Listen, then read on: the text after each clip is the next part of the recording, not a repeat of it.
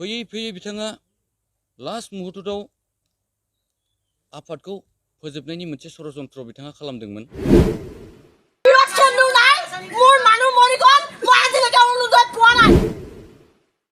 साबैसे मानसिया दिनैनि समाव अरुणोदय आसनिखौ मोनखो नोंथांमोना मिथिगौबा कमेन्ट खालामनानै फोरमायजागोन। गिबियावनो अननाय आरो सिबिनायखौ बावहरनानै अरुणोदय आसनिनि थाखाय गोबां दावराव दावसि आगोलनिफ्रायबो नुनो मोन्दों आरो साबैसे गोरिब गुन्द्राया दिनै अरुणोदय आसनिखौ मोननो हादों आरो साबैसे फिसाय गैजायै नखरफोरा अरुणोदय आसनिखौ मोननो हादों।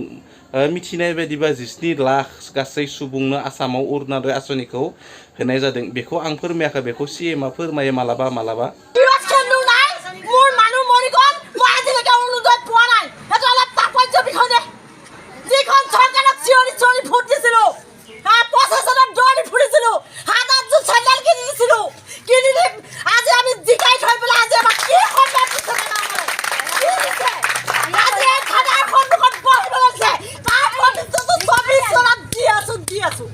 जोंनि NLFB आफादनि लेङाइ आफादगिरि बिबक बिथांनि बेलायाव जों फंनैसो रायजो राजानो खेंफोरथि एबा क्लियारिफिकेसनखौ जों होनो नागिरदों।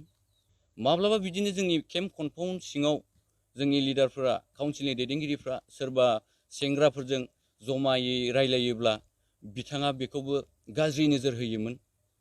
बिथाङा बेयाव गाज्रि सन्देह खालामोमोन जे बेयाव ग्रुपिज्म जाबाय, सेंग्राफोरखौ ब्रेन वाश खालामगासिनो दं, बेयाव भाइरास हाबबाय होननानै बिथाङा गोबां रावजों बुङोमोन। थेवबो जों बेफोरखौ जों सैज्य खालामबोबाय थादोंमोन। जोंनि नैबे उदालगुरिनि सिङाव थानाय सनाय डिजिटेड केम्प सिङाव माखासे जोंनि सेंग्राफोरखौ ब्रेन वाश खालामबोबाय थादोंमोन।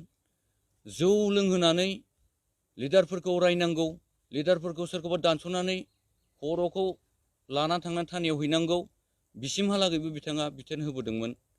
दिनै जों बेफोरखौ गोबां दुखु मोनदों। दिनै मोनसे आफादा हारिखौ रैखाथि होनो ओंखारबोनाय मोनसे आफादा दिनै बेफोरबायदि जानाङामोन होननानै जों सानदों।